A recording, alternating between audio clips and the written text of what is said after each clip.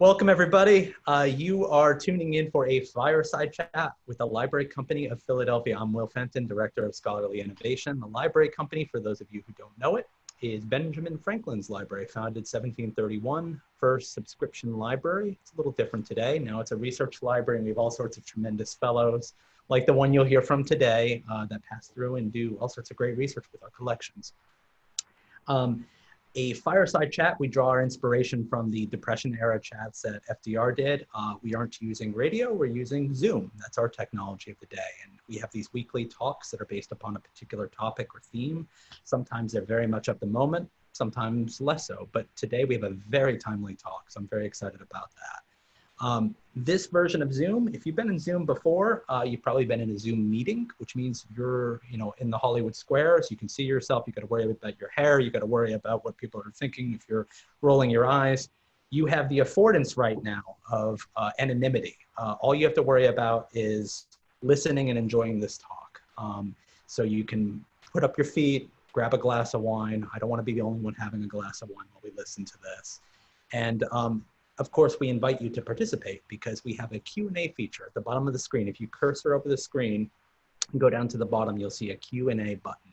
And there I encourage you, as soon as you have a question, pose it there, because if you're anything like me, you'll have a great question. You'll say, oh, I've got to remember to ask that at the end of the talk, and you forget, and it's gone forever. If you log the question as the talk is going, I will do my best to moderate those questions in the sequence that they arrive. If I come up with any useful resources as our speaker is going through his fireside chat, I will share them through the chat function, which is a sort of an instant messenger feed that you can access. So if I have any links to useful resources, I'll be passing those along. And finally, for those of you who hear something here that you want to share with your friends, your colleagues, your family, we are going to have a static version of this available within the next week. So we always follow up with session notes, which include links to all the kinds of great resources that I can come up with, that our speaker can come up with, but also a link to the YouTube version of the talk, very lightly edited. And we will also have it available through our podcast feed, Talking in the Library. So lots of different ways to share this talk if you're excited about it. Finally, before I jump into our introduction of our guest, I always have a call to action. I normally invite folks to join our mailing list, which of course I invite you to do through librarycompany.org. Right at the bottom of the screen, you can sign up for all of our events. But I feel like given the events that have been unfolding over the past several weeks, I'd be remiss if I didn't acknowledge that as of today, Philadelphia Inquirer reported that more than 1,000 people have been arrested for protesting. And so if you feel like you can contribute to anything to helping get them out, to help make bail, there's a great website called phillybailfund.org. And I will include a link to that as the very first message in the chat feature. Give $1 or $2, whatever. It's really valuable right now. So with that, this is a unique pleasure for me because I get to introduce an exceptional scholar, a very generous colleague, and of course a good friend, Dr. Michael Goode. Michael Goode is Associate Professor of History and Political Science at Utah Valley University, where he specializes in early America and the British Atlantic with a focus on religion, political culture, and the history of peace and violence. He's the editor of Spectre of Peace, Rethinking Violence and Power in the Colonial Atlantic, that was published by Brill in 2018. And he has a forthcoming article in the Oxford Handbook of Peace History. Most exciting, he has a book project that's very close to fruition, I understand. It's called A Colonizing Peace, The Struggle for Order in Early America, which examines the role of peace as a language and a practice of government in colonial Pennsylvania. Notably, Michael was an Andrew W. Mellon Foundation Fellow at the Library Company in 2009. So with that, now that he's having a drink of water, I'd like to put him on the spot and invite him to lead this fireside chat. First off, I want to say thank you, Will, for the generous introduction, and it's a pleasure to be here. And thank you to the Library Company for having me.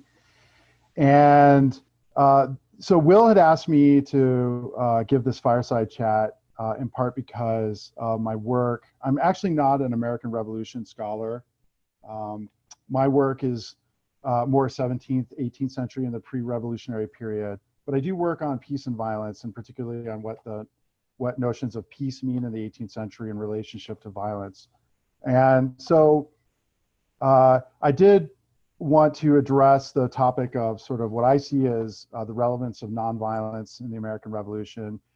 It is very timely, as Will notes, and as we all know, because of the George Floyd protests, which in my view are arguably one of the largest and definitely one of the most racially inclusive nonviolent protests in US history. These protests have sort of triggered debates about what it means to have a peaceful protest. There's a debate about, on the right and on the left, what does it mean to be a peaceful protester? So it raises questions about what is nonviolence or what constitutes nonviolence. At heart, it gets a debate about the legitimacy of tactics, a debate about citizenship and democracy. And so I'm going to start with this slide here. And I must warn you that as my students will tell you, I'm not the best PowerPoint professor, but why study nonviolence? And this is an image, of course, a current topic here, the George Floyd protests. But why study nonviolence historically? I think that there's a range of arguments. One is that it helps us to think about change in a different way. And if you think about nonviolence, it just inevitably raises the question of what is violence and what is the relationship of violence to history. Nonviolence is, in some ways, it is a 20th century term. It's associated with the Gandhian movements in India, anti-war movements and human rights movements in the 20th century. What does it mean to then push that back and to think about nonviolence before the 20th century? And that just raises the question, what does violence mean? And there's a set of assumptions that I think, in my view, that historians have carried with them in their reading of the past. One assumption, I think, of course, is that violence is sort of, let's see if I can get this, the prime mover of history. So historians, I think, assume it's implicitly or explicitly stated that violence is sort of the engine of the past. And if you have that sort of assumption, then what does that mean?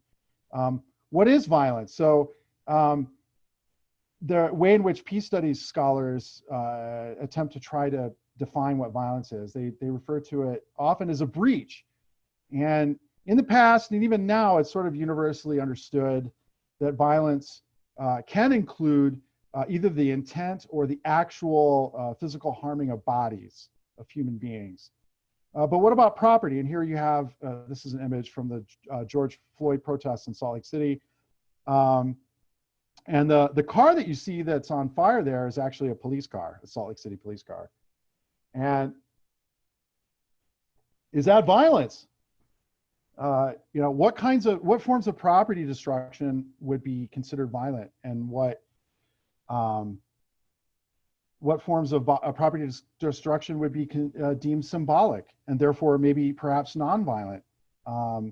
You can see here too, this protester who's wrapped in a keffiyeh. This image is actually almost like, in a way, a meme of a Palestinian confrontation with the Israeli military, in the sense that this protester has a keffiyeh wrapped around his head, but instead of throwing a stone, I don't know if you can see this, but he has a water bottle instead of a stone, right? So, it raises all sorts of unsettled questions, and I don't think that they're sort of easily answered. I'm going to keep flitting back. Oh, I see. Gotta do this.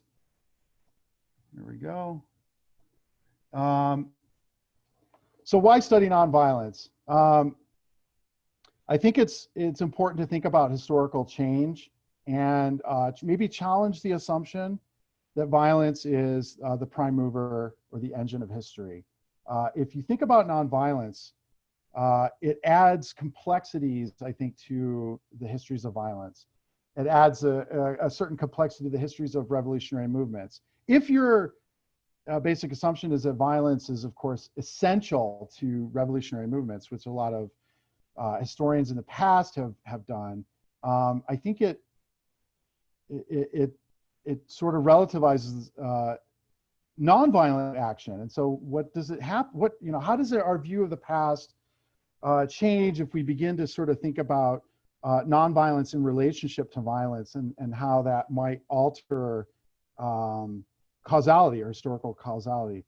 I would argue that historians often, even for moral reasons, emphasize the reality of structural violence. And structural violence is something that peace studies scholars refer to as sort of collective harm. So in other words, it's not just like an individual on the street being shot, but it's more like, in the early American context, it would be the institution of slavery and colonization.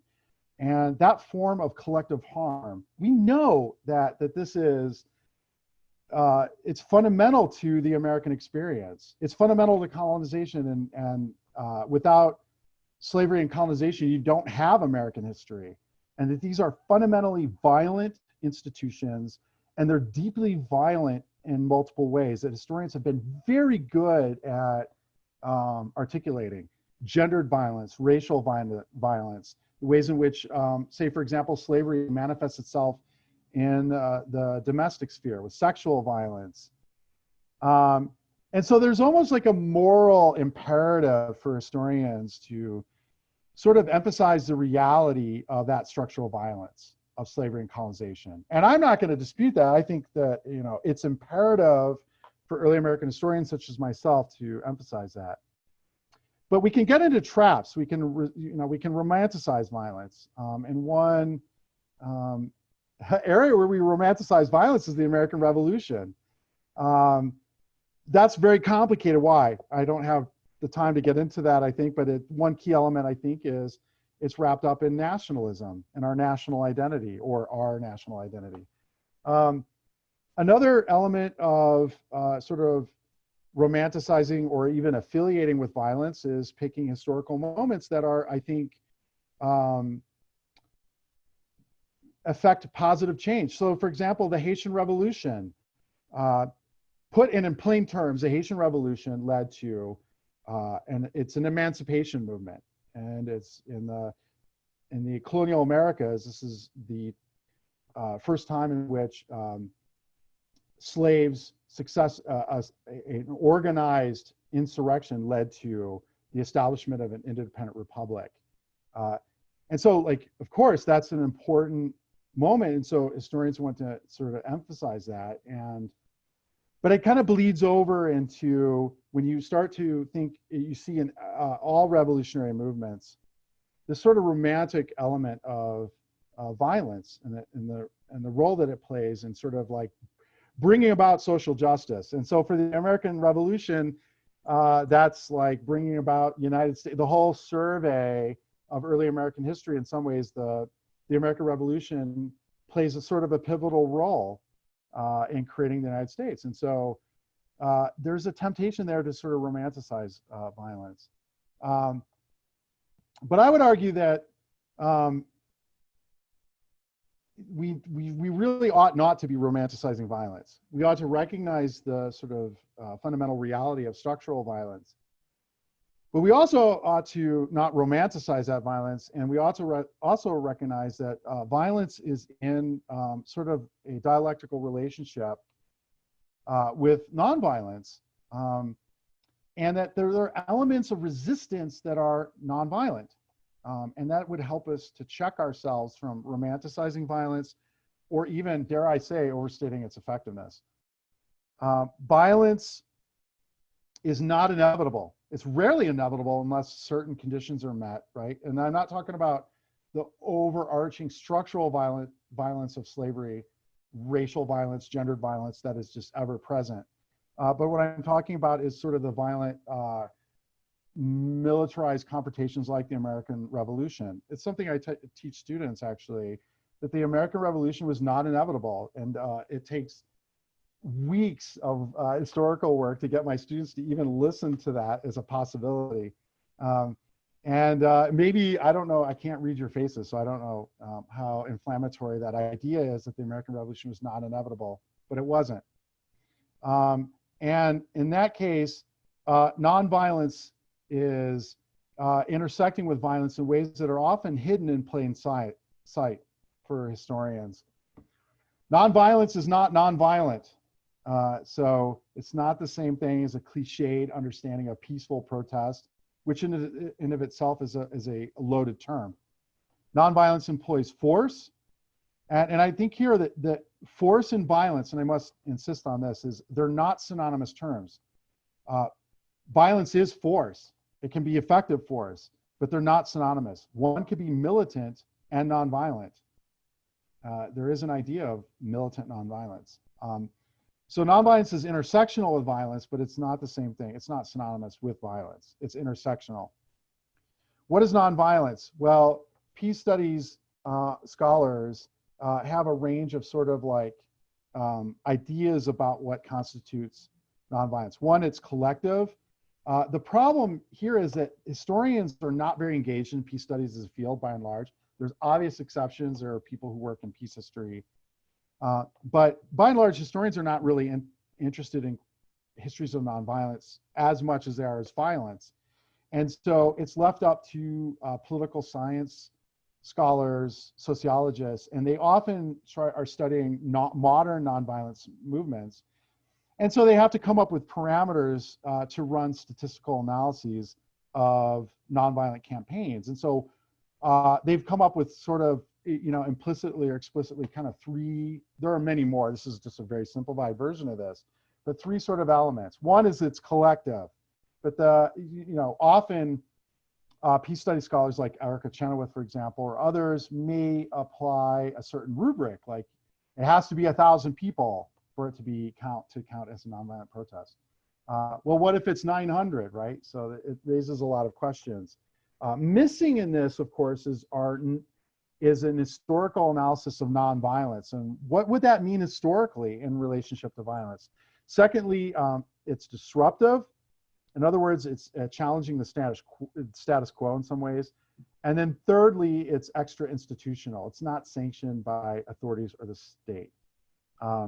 I would also add that sort of that nonviolence is contingent, that nonviolence in some ways reinforces contingency. Violence is not inevitable, again. And so what does that mean then for the American Revolution? Well, first here, like going to this map, what you see here is a map of the proclamation line of the British Empire at the end of the French and Indian War, what we historians call the 7 Years' War, in which the British Empire acquired territory from the French Empire in North America, all the way from Canada to the Caribbean. And the dividing line was essentially like the Mississippi River. And that's a tremendous amount of territory that the British Empire acquired in a short period of time. And they did it through military action. I mean, the 7 Years' War, among other things, was just won through an expenditure of military force, industrial-sized military force. And so in that case, the empire then is left with this problem of management. And I would argue that the empire at this point is fundamentally weak. At this point in time, the empire had spent itself into a debt of around 130 million pounds to win the war. I have taught in the past that this is the equivalent of $1 trillion in today's money. But like if somebody out there actually can value it that more accurately, then I'd love to hear about that. The empire, in addition to being enormously in debt because of the war, they had to expend almost 400,000 pounds annually to maintain garrisons. On top of that, of course, is the reality that North America was Indian country.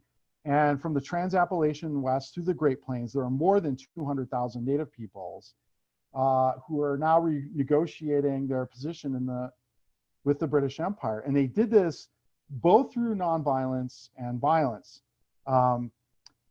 This is what historians call Pontiac's War, in which it's a loosely coordinated native attack on British military garrisons. But it's also a time period in which Native peoples are engaging in peacemaking, where different communities and different nations are negotiating for peace with the British Empire on favorable terms. And this process took over 3 years or more. And it really doesn't actually end. It's part of the American Revolution. I can't address that for the sake of time. But the point here being is that the empire is fundamentally in a weak position. And so they resort to non-military means of controlling the empire and raising revenues.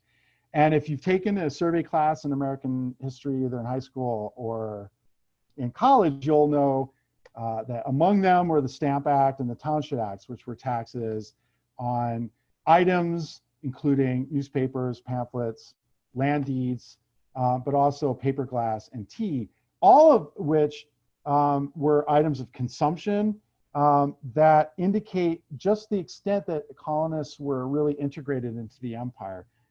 One of the sort of stereotypes that my students, I think, have is that the American Revolution was inevitable in part because that the maturation of the colonies meant that there was some kind of inevitable separation. But actually, if you look at even in economic history, in terms of economic ties, the empire, both through political culture and economic ties, is tightly interwoven.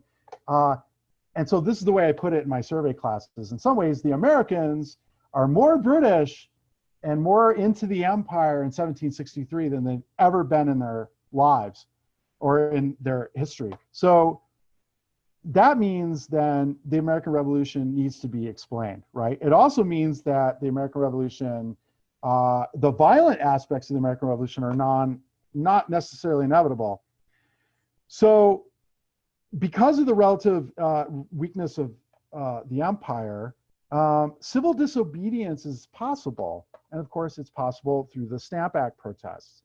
So the first round of protests, protesting first the Stamp Act, then the Townshend Acts, link politically the idea that liberty is tied to the right of colonists to have a say in what taxes they pay, right? And this is where the slogan is sort of runs alongside the American Revolution: no taxation without representation. And the Stamp Act protests are, I can't emphasize, and this is something that historians, it's very obvious. It's just amazing in terms of just how widespread they are. So from Nova Scotia to the Caribbean, the power of collective action. So there are groups like the Sons of Liberty, which include merchants and wealthy artisans, but also laborers, women, and even enslaved people are all engaging in protests. There's a theatricality to these kinds of protests. It involves street processions, much like the George Floyd protests. The burning of the stamps. So when customs officers who have been sent by the empire, the stamps themselves, which were supposed to be affixed on the paper documents to indicate that they paid the tax, those cachets of stamps were burned. Also the press. And again, it raises an issue of print culture. Is print culture a nonviolent protest? Not necessarily, right? But if it is connected to a wider collective action, then maybe. And some of this stuff is quite radical. So newspapers would often affix or place on the newspaper masthead this skull and crossbones. And here they're saying, go ahead. It's almost like they're daring the empire. Go ahead and put your stamp on my newspaper, right? So it's an act of sort of defiance.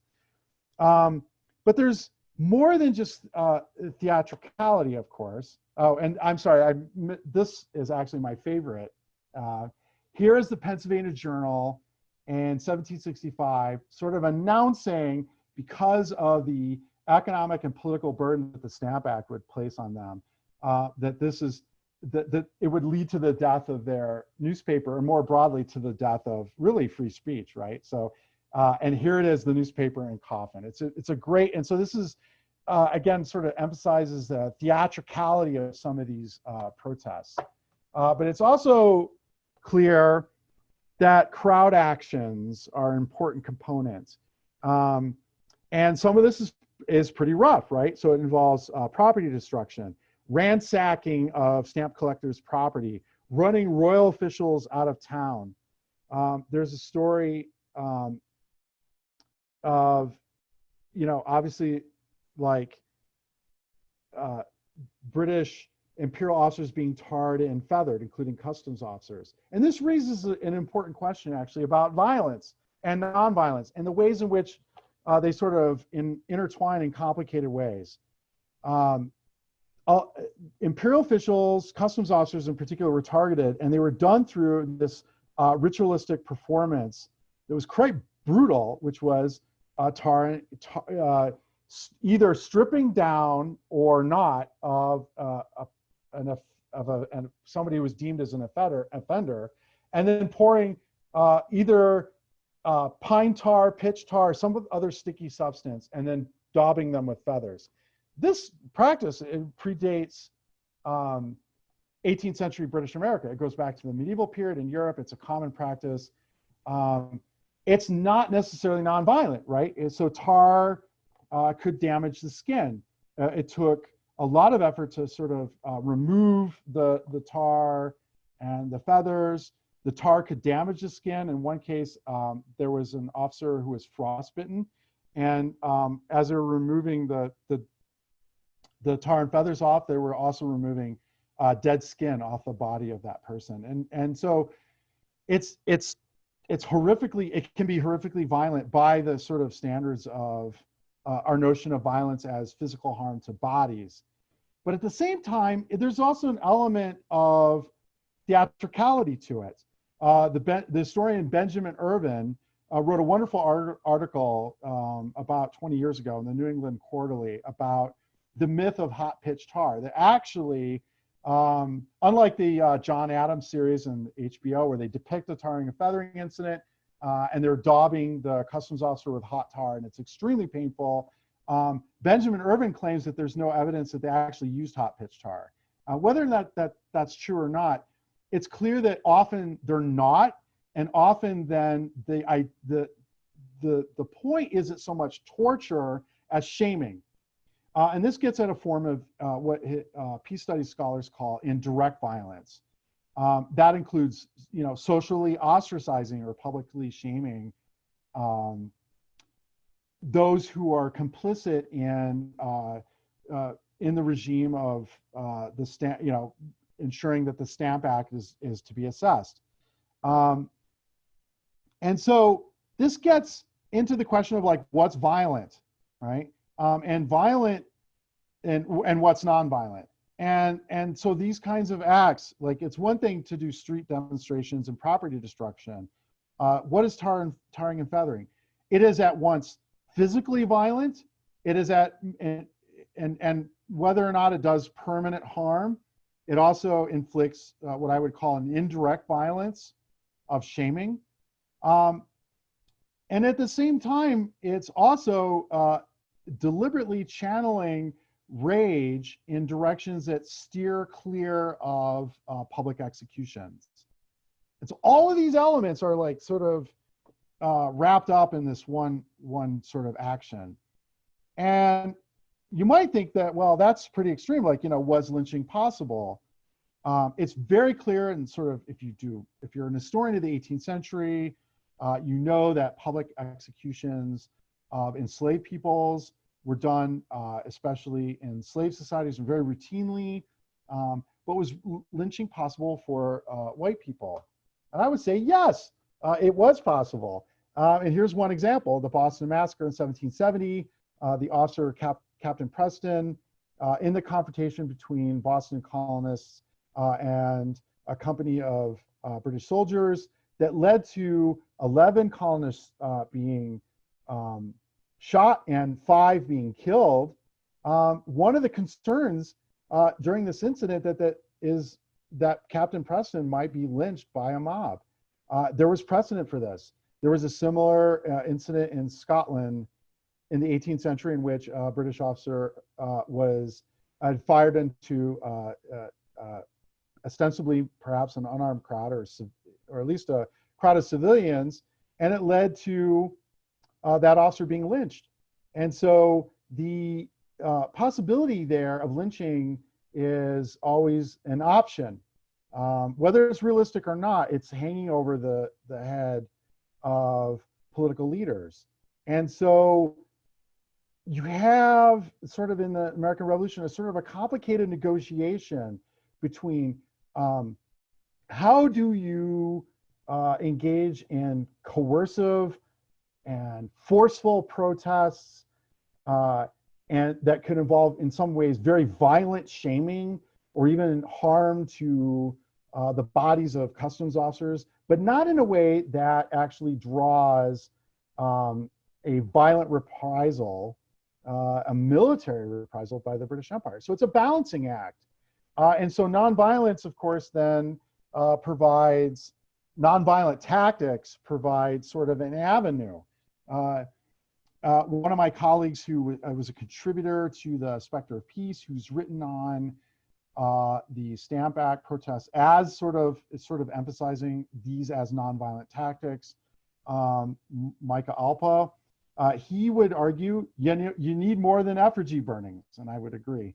And so one of the sort of elements of the resistance movements that was effective in the American Revolution are the non-importation campaigns and the boycotts. They start during the Stamp Act protests, but they continue with the Townshend Act protests. And so there's print culture that sort of assists with sort of providing an ideological frame. No more famous of a sort of the penman, if you will, of the American Revolution is John Dickinson, is what he's remembered as, right? So the penman of the revolution, at the same time, he's arguing not for necessarily a violent revolution, but he's arguing for nonviolent protests, which include, in his most famous tract, the Letters from the American Farmer, petitioning and boycotts. And these are key in terms of, so John Dickinson sort of like, provides some ideological sort of shape to the kinds of nonviolent organizing that's been going on in relationship to sort of the violence, right? The struggle of figuring out, what kind of calibrated forms of violence can we engage in and what's effective, and that includes both violent actions, including indirect violence of public shaming, and nonviolent actions that are in relationship to violent actions. And I'm going to quote from the historian Jane Calvert, whose work on John Dickinson is very important. Often, as Jane Calvert notes, these letters have been interpreted by contemporaries and even historians as a call for revolution, but they're not. Instead, they're written to prevent a revolution in some ways by giving Americans in what she calls, and I quote, a peaceful and productive outlet for their frustrations with British policy. I would add that you would use the word nonviolent. You could switch out the word peaceful and insert the word nonviolent by giving Americans a nonviolent outlet for their frustrations. And through the non-importation campaigns, boycotting British textiles, which women participated in.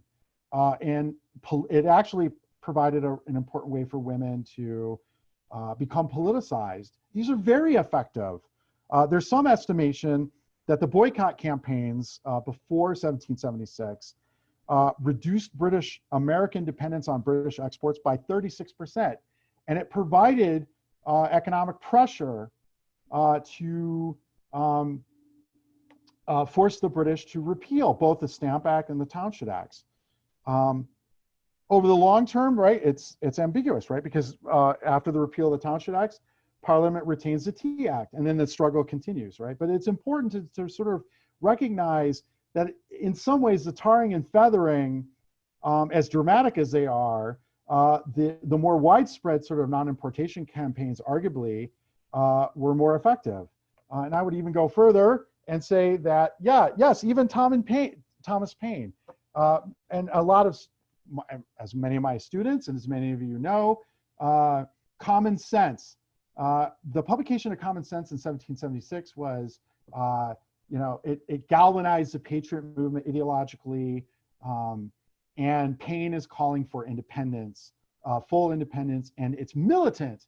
And historians are quick to sort of point to Common Sense as sort of part of that militant tradition that led to, George Washington, the Continental Army, and the militant part of the American, or the military part of the American Revolution. But even here too, within violent actions or nonviolent actions that lead to violent action, it's important to remember that Thomas Paine here is engaging in part of that larger sort of constellation of nonviolent activities in print. Common Sense, here he's slaying the King of England with a pen. So finally, on the third point of what peace studies scholars sort of think about as important markers of nonviolent action, that they have to be extra institutional. In other words, they're not authorized by authorities. It's outside of authorized channels, in other words. So this includes, of course, the Sons of Liberty, later the Committees of Correspondence, and the most famous example of a successful sort of dramatic nonviolent protest, I would argue is nonviolent, is this form of property destruction known as the Boston Tea Party, in which 50 activists dressed as Indians dumped 90,000 pounds of tea in the water, and in defiance of the British Empire's attempt to sell tea with a tax from the British East India Company. Now, this leads to the coercive Parliament passing their coercive acts, and it does lead to sort of the militarization of conflict. And historians, I would believe, rightfully would are quick to sort of point that out. But the action itself, again, it contains all of the elements that peace studies scholars would identify as nonviolent action, and it has a certain power in of itself. I would also add that it is not inevitable, even at this point, that there is going to be a militarized break from the empire, even at this point, right? So again, it's in assessing whether or not this is an important element of nonviolence or not, you have to keep in mind always that the militarized violence is not inevitable, even at this point. What about African Americans? And this gets sort of like the legacy that in some ways leads to Black Lives Matter. It's obvious that African Americans participated in the American Revolution in the militant and militarized parts of the American Revolution. So one can think of the Ethiopian Regiment and Lord Dunmore's regiment. You could think of on the Continental Army side, the Rhode Island Regiment, in which African Americans participated as infantry. You can think of African Americans participating in non-infantry ways in the Continental Army. And these are obviously important. What about what I would consider perhaps nonviolent aspects of the African American participation in the American Revolution? And so here we have like Phyllis Wheatley, for example. Remember, if we like think back to some of the three elements that peace studies scholars think of when they think of what constitutes nonviolent protest. It has to be disruptive. It has to like upset the status quo. It has to be extra institutional in some way. It has to not just be completely sanctioned by the state, but also there's an element of collectivity, right? It has to be collective. Well, this is one individual, right?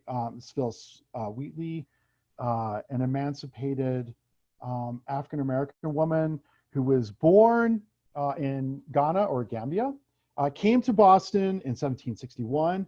She was purchased by her enslaver, John Wheatley, who was a tailor. She learns to read and write in English in a year, so she's clearly a gifted and talented individual. She's manumitted in 1773 in part because partly because of public shaming, as her fame grew and her literary talents became better known. And she was being championed, by the way, by white evangelical ministers in New England. They pointed out that John Wheatley was a hypocrite for enslaving her. And so she's manumitted, and she continues what I would, I'm following in the line of the work of Christopher Cameron in the Black prophetic tradition. And so her poetry points out, there's like a through line through her poetry during this time is that Blacks were eligible for salvation and deserving of citizenship. And it's not just Phyllis Wheatley, obviously. There are petitions by enslaved African Americans, for example, in Massachusetts, in which they're arguing for their freedom on the grounds that they are deserving of liberty as much as patriots. And it's important to note that these petitions both use sort of the 18th century Republican language and also the language of Christianity. And they sort of powerfully intertwine. And these slave petitions, so this is very famous, like Alan Taylor, the American Revolutions. So oftentimes historians are quick to note that these petitions don't really work, they fail. So Alan Taylor sort of says that, these petitions fail. What they mean by that is that these petitions don't lead to emancipation. And so if we narrow our view to just this moment, if we think of these individual actions and collective actions as part of a broader sort of nonviolent movement, they fail in the sense that they don't lead to emancipation. But at the same time, the time horizon shouldn't necessarily be constrained to just this moment, right? Even the American Revolution itself is widely known that African Americans fled plantations. And so if the Civil War was the greatest slave uprising in American history, arguably the American Revolution was the second greatest slave uprising in the American history. And the way in which enslaved people resisted often was running away, which took an enormous amount of courage, effort, which led to uncertain outcomes, which included eventually their re-enslavement in the Caribbean. And yet, this was very destructive. And we could argue that the massive disruptions that occurred through enslaved people running to British lines during the war is not only a classic nonviolent tactic, but it's very disruptive and also very extra institutional in that it challenges white supremacy and the institution of slavery. Okay. What is the takeaway here? So the takeaway is, and I recognize I'm just breezing through the history of the American Revolution and also leaving out very deliberately the military parts of that history. What do we gain from this? Well, one is, I think maybe if you noticed implicitly, and I didn't really bring this up as much in the talk, but the study of nonviolence is a study of how conflicts claim that their actions on one side are legitimate while their opponents are not legitimate and they're not acting in a politically legitimate way. And one of the ways you do that is by saying that your opponents are violent. And so during the protests that occurred from 1765 up to 1776 and beyond, the ways in which organized groups in print and through their actions pointed to the empire, the one thread was that they were behaving violently and illegitimately violently. So the Sons of Liberty would say, cry that the empire was enslaving them and improperly because they were property white male subjects. Women would, who were participating in the revolution, push back on these gender limitations. Enslaved people pointed to the patriot movement's hypocrisy and said that they're engaging in illegitimate violence by enslaving them. And of course, the empire also pointed to these protests and said, they're even something that we may regard as a nonviolent action, even by today's standards, which includes street protests. The empire might regard some of these, and I'm talking about the crown government or the British public or parliament, that some of these are actually illegitimate because they are politically opposed to these actions. And so therefore you tar the brush of your enemy by saying that you are acting illegitimately violently. But the other thing that, and this is sort of the takeaway, and I'm almost right up to the ending point here. How do we weigh then armed resistance versus nonviolent organizing? Particularly the problem here is when violence and nonviolence are so intersectional. The problem is I have no problem for historians sort of complicating nonviolent organizing by pointing out the ways in which they engage with violence and they facilitate with violence and they're intersectional with violence. But we tend to often romanticize violence, and we romanticize violence, or we see armed resistance as sort of the sine qua non of revolution. Then we begin to sort of make the mistake of thinking that violence is inevitable and violence is sort of the primary engine of history. So that implicates how we both see the past. So for example, what if the American Revolution what if I said the American Revolution had already been won by 1776? How does that change our notion about what effective action and effective resistance? How does that change our notions if we entertain that possibility? The modern analog, and this is why I have the Black Lives Matter Utah chapter, it's an image here, is that it's easy to see sort of street protests, property destruction, but as anybody in Black Lives Matter will tell you, they've been doing this for years. And people that participate in nonviolent organizing, they're doing these things day in and day out. It's hard work. It takes countless days, months, and years of people's lives. And so when you see these, what seems like spontaneous protests, like the George Floyd protests, undergirding them are actually just a groundswell of a lot of nonviolent organizing that has some parallels with the American Revolution. And then, of course, there are some parallels that are not similar. And it's often, I would just sort of challenge historians and others to see nonviolence for what it is. It's often hidden in plain sight, and to not just to overlook it in relationship to thinking about violence. And with that, I think, Will, I'm done with the talk part. Excellent. Thank you, Michael. Do you mind unsharing your screen for just a moment? Oh, right. Yes. Thank you. Right. So while I give folks a moment to put together their questions, I want to start with sort of a question that arose for me early in your talk. You were talking about violence as a breach, which is, I guess, the peace studies definition of violence, right? As a Right. breach. And if you're thinking about a breach, you know, being a break from a law, from agreement, from a set of norms, from a code of conduct, Right. then peace is really sort of the status quo in that case. And I'm curious to know, like, in the period of the American Revolution, which we make the mistake of associating with violence all the time, are there people who are talking about the maintenance of peace very self-consciously in this period? And sort of people that, as in historians, or I talk about historical actors. oh, historical actors. Yeah. Yes. Yes, actually, so the maintenance of peace is actually a related and very profoundly intertwined discussion with the nonviolence. And so a lot of the things that I said about nonviolence are also true of peace and the maintenance of peace. And I would argue that in the 18th century or the 17th century or during the American Revolution, people were very concerned about what I would call right ordering, and that's how I define the idea of what peace means.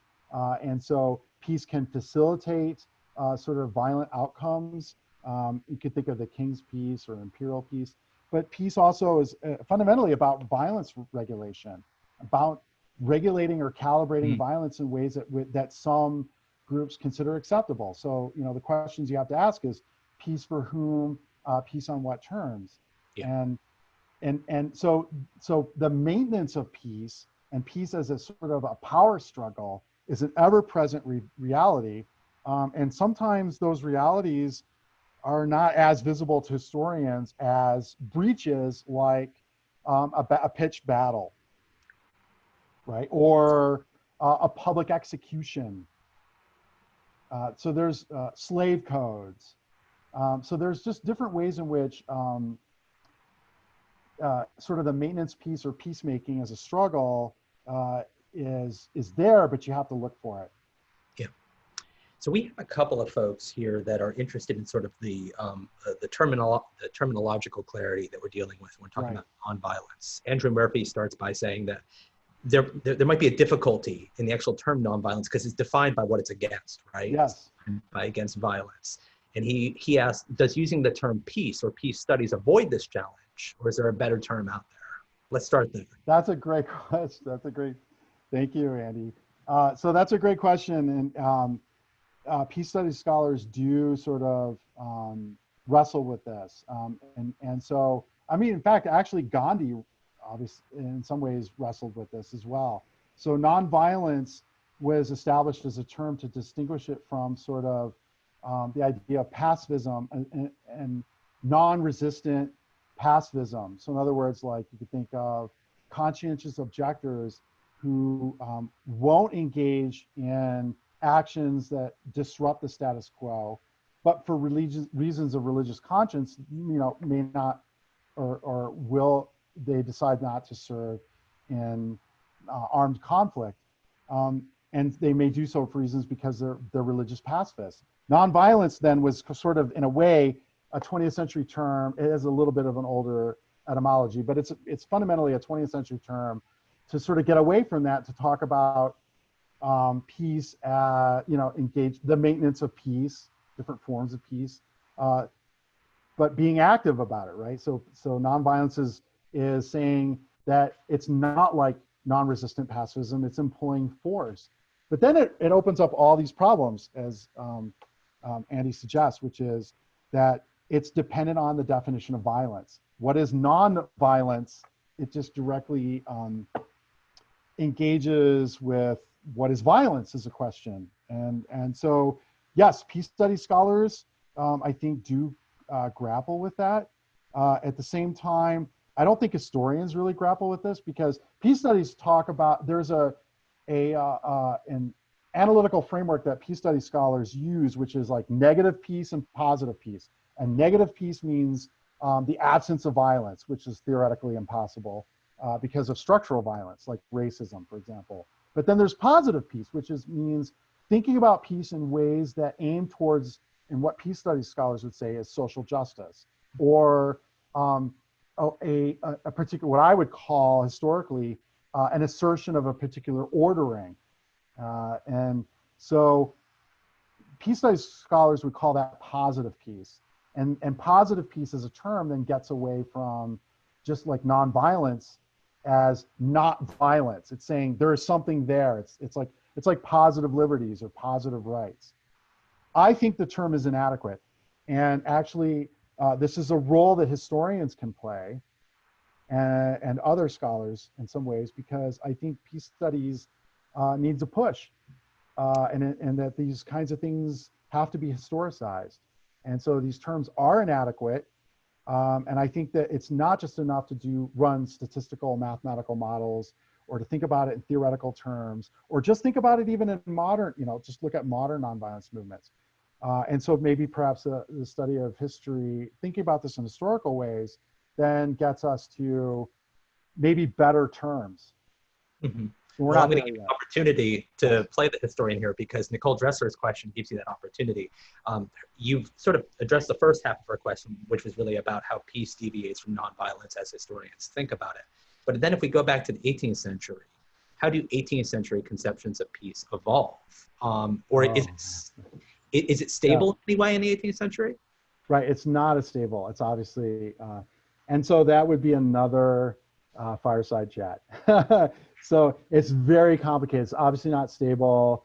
And the notions of, again, peace for whom, peace on what terms.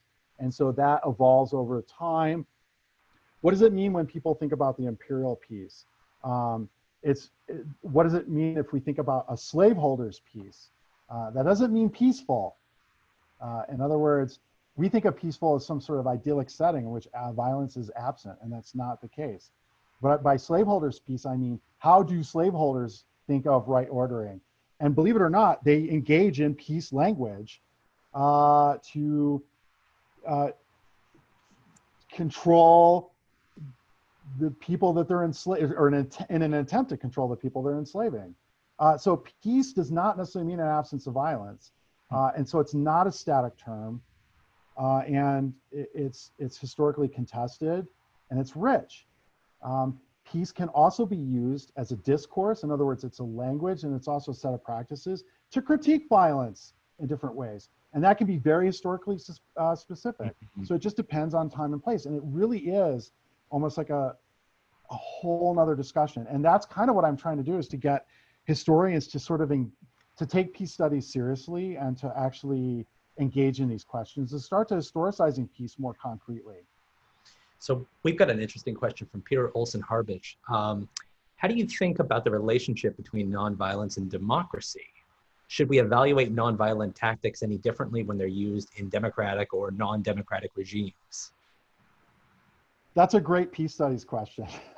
So I have a colleague of mine who is a sociologist, Matt Chandler, and he works on what it means to have nonviolence and nonviolent democratic movements in authoritarian regimes.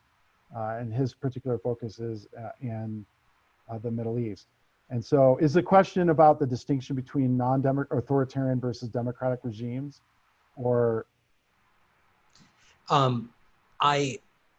I can't speak for him, but my reading here is, do we hold it to a different standard when it's being pursued for democratic ends or anti-democratic ends? Yeah, so it's possible that we hold it to a different standard. And I assume he means scholars Yes. rather than commentators, but peace study scholars, not necessarily. So peace study scholars try to study this phenomena of nonviolence in a global, they rather take a global view. And they would argue actually that nonviolent movements are far more significant in authoritarian regimes than people would realize. And so what I think a lot of peace study scholars try to do is just to elevate those elements of nonviolent organizing and compare them to sort of classic nonviolent campaigns that we think of, which are associated with democratic regimes. So that's what peace studies scholars do, who are not historians. And I think it's up to historians to sort of explore these questions historically and, you know, over time as well. So it's a great question, and I don't think there's an easy answer to that question. Yeah. This is killing me because there are like several great questions in the pipeline. Yeah, sure. I have like 1 minute left, so I'm going to have to choose one, and I apologize to Devin and Rachel. We won't be able to get to your questions this time, but I hope you'll forgive me. Cassie Goode asks, how do you measure which nonviolent protests were effective, and what does effective even mean? Yes, that's a great question. I love these questions. Yes. Great. Yes. Okay, I'll answer it in one way. So one answer is, let's just go back to the Phyllis Wheatley question. So one way of measuring effectiveness is to sort of look at chronology. If we narrowed our time horizon to just the 1770s, was Phyllis Wheatley's poems, were these Massachusetts slave petitions effective? Well, how do you define effective? If you define effective as immediate emancipation, they're not effective. It doesn't lead to emancipation. In fact, after the American Revolution, one could argue that the racialization of democracy is intensified and slavery is further institutionalized constitutionally and through practices. So you could say this is, like Alan Taylor suggests, this is in some ways a deep failure. If you define effectiveness in another way, you know, this doesn't go away. The nonviolent organizing that happens continues, even in New England, for example. So you have enslaved individuals or manumitted individuals who are petitioning the courts, arguing for either manumission or reparations.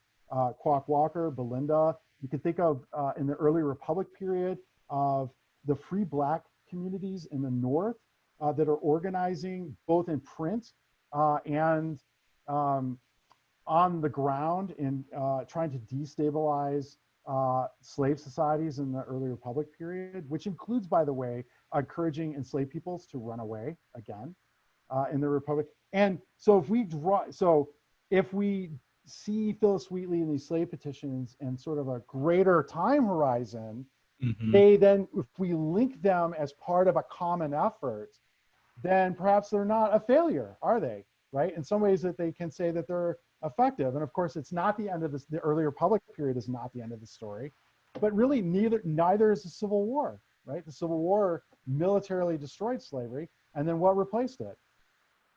You know, what replaced it is like Jim Crow, right? And so the struggle moves on, right? So this has been great. You've given us a great teaser for your book. If we have anyone from Penn Press tuned in, all of this could be yours. That's You right. want to be on the cutting edge of bringing peace studies and historians together. Thank you, Michael. I really appreciate you coming in and giving this very timely talk.